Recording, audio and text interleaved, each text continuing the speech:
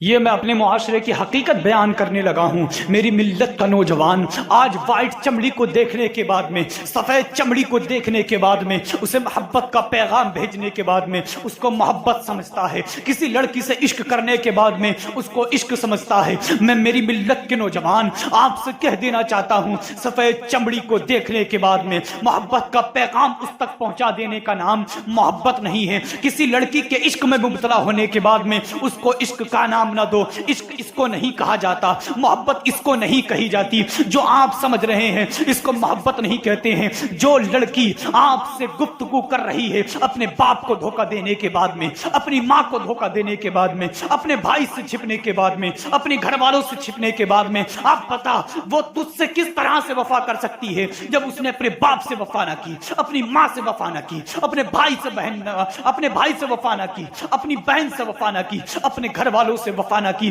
پھر وہ تجھ سے کس طرح سے وفا کر سکتی ہے؟ اللہ اکبر! آپ اس کو محبت کا نام دیتے ہیں، آپ اس کو عشق کا نام دیتے ہیں، یہ محبت نہیں ہے، یہ عشق نہیں ہے۔ اللہ اکبر! عشق کیا ہے میں آپ کو بتاتا ہوں۔ اس سے چند منٹ پہلے آپ اس گفتگو کو سنیے۔ پیاری بہنوں، یہ جو لڑکا تمہیں سونے کا لالچ دینے کے بعد میں، چاندی کا لالچ دینے کے بعد میں، پارکوں میں گھمانے کا لالچ دینے کے بعد میں جو تم سے محبت کا نام دے رہا ہے، اس کو محبت نہیں کہتے۔ جو عشق کا نام دے رہا ہے اس کو عشق نہیں کہتے۔ جو تمہارے سامنے مر مٹنے کی باتیں کرتا ہے اس کو محبت نہیں کہتے ہیں۔ وہ اپنے آپ کو کچھ کر لینے کی بات کرتا ہے اس کو محبت نہیں کہتے ہیں۔ اے سیدہ فاطمہ کی کنیزو، تمہیں کہاں ہونا چاہیے تھا اور تم کہاں ہو؟ سیدہ فاطمہ کی زندگی کو پڑھا ہوتا آپ ہرگز ایسا نہیں کرتی۔ آپ کی تعریفیں کرنے کے بعد میں، وہ اپنی محبت میں تمہیں گرفتار کرنے کے بعد میں اس کو محبت کا جھوٹا نام دیتا ہے، پھر آپ کو یوز کرنے کے بعد میں پھینک دیتا ہے،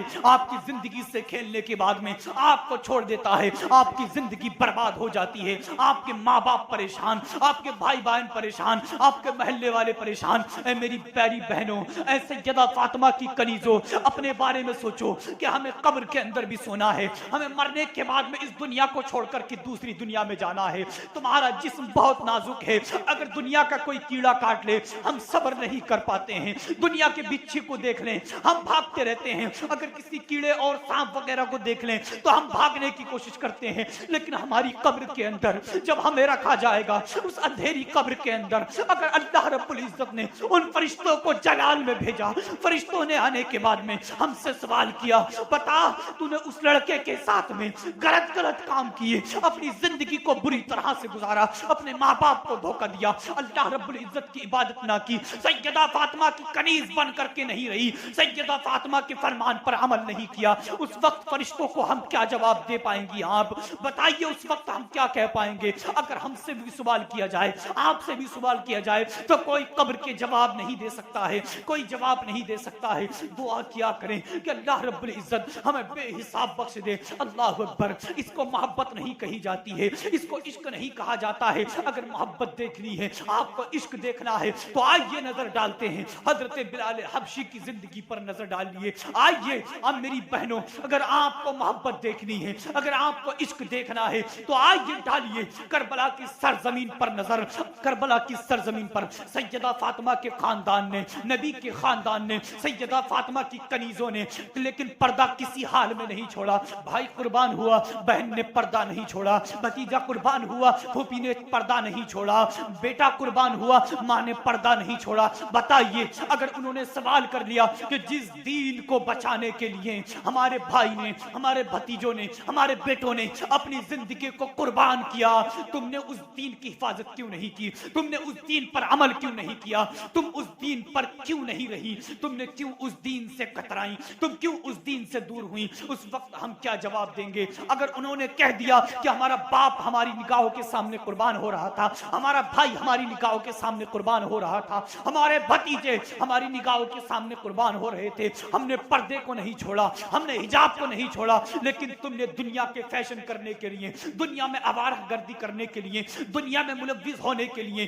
دنیا کی باتوں سے ملنے کے لیے، لیکن تم نے پردے کو چھوڑ دیا، تم نے اپنی زندگی کو بھول گئی۔ اس وقت ہم کیا جواب دے پائیں گے؟ میرے اسلامی بھائیوں، اگر تمہیں عشق دیکھنا ہے تو آئیے میں آپ کو عشق دکھاتا ہوں۔ عشق دیکھیے حضرت صدیق اکبر نے کیسا عشق کیا۔ اگر میں سب کو خلاصہ کر کے بتاؤں تو کافی وقت لگے گا، آپ سمجھنے کی کوشش کیجئے. آپ نے صدیق اکبر کا واقعہ یا سید صدیق اکبر کا مقام اور مرتبہ آپ نے علماء کی زبانی سنا ہوگا. حضرت صدیق اکبر نے عشق کیا, ان کے جیسا عشق کر کر کے دکھائیے. حضرت عمر فاروق اعظم نے کیا, حضرت عثمان غنی نے کیا, حضرت علی مرتضیٰ نے کیا. اس کو عشق کہتے ہیں. حضرت اویس قرنی نے کہا اس کو عشق کہتے ہیں کہ جو اپنی زندگی کو عشق کرنے کے بعد میں ان کے نام پر فدا کر دے, ان کے نام پر مٹا دے. اللہ اکبر, اسی کو زندگی کہی جاتی ہے. آپ کسی لڑکی سے محبت کرنے کے بعد میں, کسی کو چند پیسے کی لالچ دینے کے بعد میں, اسے اپنی محبت میں گرفتار کرنے کے بعد میں اس کو محبت کا نام دیتے ہیں, اس کو عشق کا نام دیتے ہیں. بچئے, کل اگر قبر میں ہم سے سوال کیا گیا, اللہ رب العزت کے حبیب نے اگر ہم سے کل سوال کر لیا, اس وقت ہم کیا جواب دیں گے؟ کیا اپنی زندگی کو گزارا ہے, کیسا نبی سے عشق کیا ہے حضرت بلال حبشی نے.